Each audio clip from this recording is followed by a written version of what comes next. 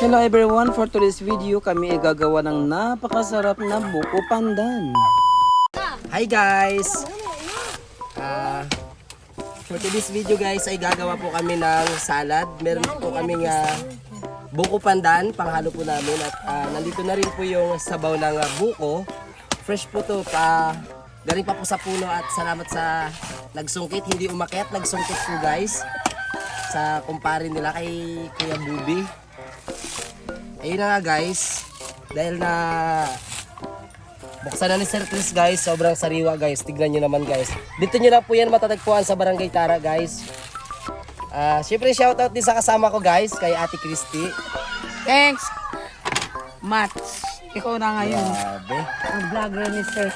Guys, abangan po ninyo yung aming finished product guys, kung ano po yung palalabasan guys ng paggawa namin ng buko pandan guys. Tsaka mamayang gabi guys, magdi-dinner po kami, may masarap din po kaming ulam guys. Dito po guys. Tulingan po guys, galing po ng Sitio Kamanga guys. Salamat po sa nag-sponsor guys. Syempre sa pamangkin ni Ate Christy. Kay Maribel Tourist guys. Shout out sa iyo. Thank you. Sana araw-araw yung pagpapadala mo ng ulam.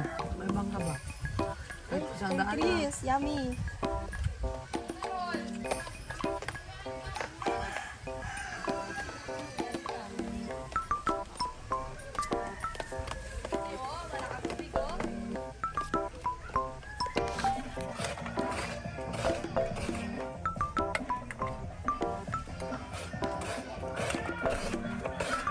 Jod, marunong ikaw dito, ma'am? Pwede na puti.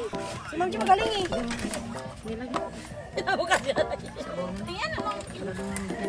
Ang sarap. Akin ng isa, te. Wait lang. Ganyan pala, ma'am?